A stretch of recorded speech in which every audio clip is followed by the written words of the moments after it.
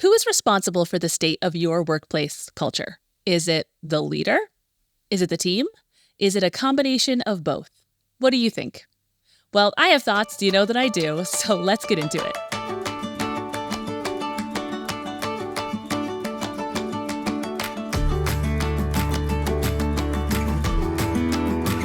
Hello, friends. Welcome back to the Culture Keepers podcast. I'm Kara List, your leadership coach, and we're here today to discuss topics that empower leaders like you to cultivate thriving workplace cultures where your people can be happy and high performing. And today we are getting into it. Who is responsible for workplace culture? So first, we have to answer the question, what is workplace culture? I talked about this in episode 1. Go back and listen to it, but a quick review. Workplace culture is not a vibe, right?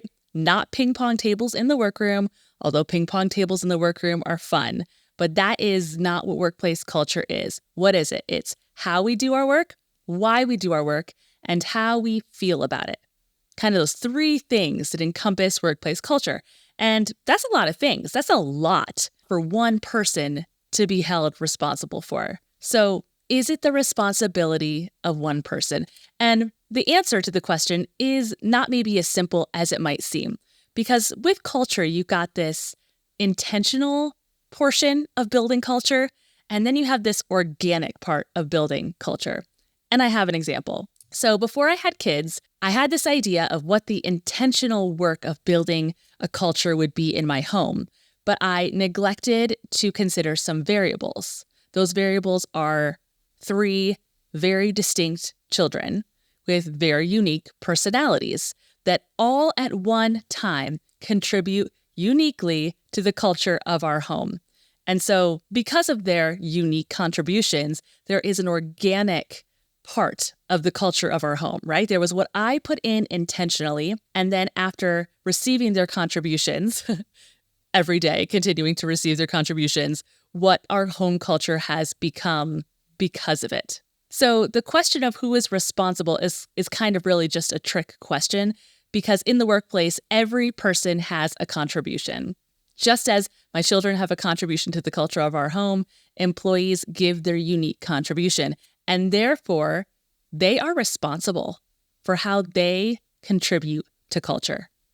But at the end of the day, the leader is accountable for the state of the culture. The individual responsible for their contribution, the leader accountable for the health. And so we're going to break this up into 2 weeks. This week on this episode, we're going to discuss how the leader is accountable for the state of the culture. And then next week, we will dive into those individual contributions to culture. So we're going to dive into the 2 ways that leaders are held accountable for the state of their workplace culture. And the first one is stability. So providing stability in the workplace allows people to feel safe and allows them to know what to expect. So I don't know if you've ever been on a rope bridge. I've been on a small one, right? But you've seen those big ones, like the big ones that cross these huge ravines. And I think about in the movie Horton Hears a Who, where he's this elephant, and he's walking across this rope bridge. And why rope bridges are so scary is because, first of all, they're not proven to be super safe. I mean, maybe, but you have to step out in trust, right? It's not like it looks safe. It doesn't look safe. It looks scary. It looks dangerous. So whether it is safe or not, you don't feel safe. And secondly, you don't really know what to expect. So when you take a step, depending on the distribution of your weight, right? Like you could tip one way or the other, and you really don't know what your journey from one side to the other is going to look like. It doesn't feel safe, and you don't know what to expect. And this is what people feel like going to work. They feel like their day-to-day is walking across a rope bridge.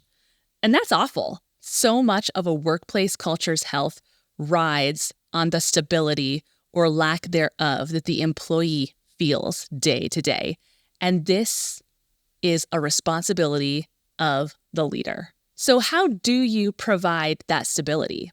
My dad is a house builder. I mean, he's a jack of all trades. He does everything. He's amazing. He's built 3 houses in my lifetime and renovated lots of other houses. So I've watched the construction, the building of houses. In our community here, right nearby, just almost a mile away, there is a Costco under construction, which is very exciting. My 5-year-old's like, we're going to be eating ice cream at Costco every day, getting the samples every day. It's like a dream. Costco, right here. But it has taken forever. I mean, we're watching this process, and we live in Central Oregon. We live in the high desert. The ground is just full of lava rock. They had to blast this lava rock. I mean, they're excavating, but they're blowing this stuff up, and it's everywhere. They have to move all this rock. Once they move all the rock, they have to pour the foundation, all the things that are involved in building the base of this. And for us from the road, we're looking out at it and we're just seeing rocks. Like, we're not seeing much happening because so much is happening beneath the surface. And I'm talking months. I mean, we've lived here for 5 months and we haven't seen anything come up above ground level yet until this last week. And now all of a sudden it's happening quick. It's moving fast. Like, you're starting to see the framing come up, walls being built, and it's like, we're getting a Costco. It's going to be awesome. But there is a reason that it takes that long, because so much of that work that is happening on the foundational level to provide the foundational stability for that building takes time. It's so important, and it takes time. So what does it look like to provide that kind of stability for your workplace? I'm going to call it proactive stability. We're going to break it up into 2 things. So I like to think of the Costco as the proactive stability, right? They're taking the time, they're doing the hard work to make sure that what they build will be stable before they build it. So that proactive stability in a workplace looks like mission, vision, values, employee expectations, basic policies and procedures, even your basic meeting schedules, right? Those things that you put into place in advance that are proactively providing that stability. Well, if you've ever built a house, or if you've lived in a new house, or any house, but particularly a new house, it doesn't stay new for very long, right? Things break. It's not long before things start to accumulate damage or need to be replaced, or before a hailstorm comes and you need a new roof, right? So for your house to stay stable, you have to fix those things as you go.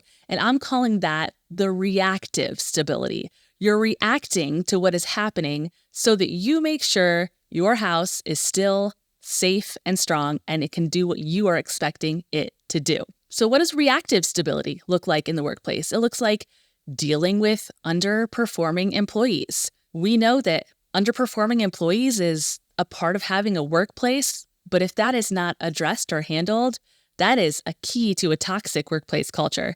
It is dealing with conflict. Conflict is also something to be expected. If you are experiencing conflicts in your workplace between people, it doesn't mean you're a bad leader. It just means you've employed humans. We breed conflict. But it doesn't have to be something that stops us up. We can react to it, we can acknowledge it, we can work on it, and it can then even make the house stronger. So as a gift, I have a guide to conflict resolution, drama-free, in 4 steps. I know it sounds too good to be true, but it is not. This guide is awesome, and it's free for you. You can get it at www.heycarolist.com/conflict. This is a way you can be reactively providing stability for your organization today. Grab that guide and use it to handle the conflicts that you are dealing with day to day in your workplace. So underperforming employees, conflict, unexpected threats. Global pandemics, that's something we have to add to our list these days. These are things that we need to be reacting to in order to provide stability for our organizations. So to review, the first way the leaders are held accountable for culture and how they provide stability is in proactive stability. That's that foundation. And the second way is in that reactive stability, that day-to-day maintenance. So I've learned a lot about stability as a leader.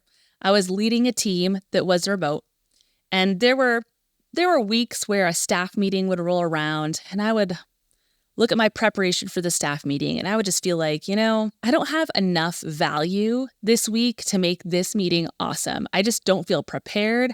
I don't feel like I have enough to contribute. I don't feel like it's going to be a good meeting. And so it's probably going to be a waste of their time. So in order to respect their time, I'm just going to cancel the meeting. And I did that once. And I had an employee, a really great friend, say to me, it's really not helpful when you cancel a meeting. And I was trying to explain, well, I just didn't feel prepared. And as I was talking, I could hear it already. It was the me. I wasn't prepared. I didn't feel like I could contribute value. I was forgetting that this was the stability that these people needed who were siloed in their own homes across the country, working remotely. And what they needed to do was to be in the same Zoom room and see each other. I had one-on-ones with each of them. I knew what was going on. It was all in my head, but they didn't know. They needed that opportunity to connect. And because of my really insecurity and lack of confidence and lack of preparation, I was selfishly taking it away from them. Not only was I not providing that opportunity, but they had moved things around on their calendar. There was a stability to knowing that we meet at this time and on this day. So I was like, great, cool, get it. Well, it wasn't long before I ended up canceling a meeting again. And this time, the employee was rightfully frustrated. She was like, do you not hear what I said? Like, do you not get it?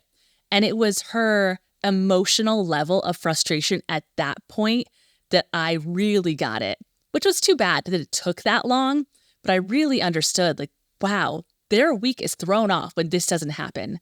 I am taking away their stability. And so I committed from that day on to not canceling staff meetings. And so here's my challenge to you. Don't cancel a staff meeting. It doesn't matter if you're not prepared. If it doesn't matter if you don't feel like you're bringing value. You can gather your group around and say, hey guys, I'm sorry, I'm not as prepared as I want to be today, but I know that it's important that we have this face-to-face time. How do we need to help each other this week? Where are we at?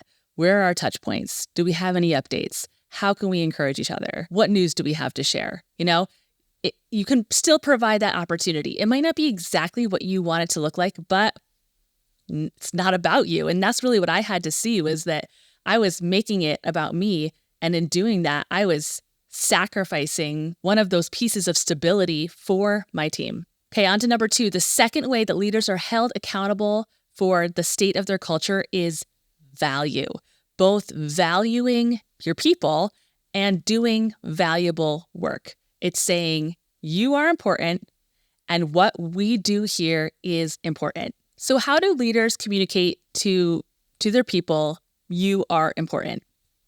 Providing strong employee benefits and salary. That's pretty much a good number 1.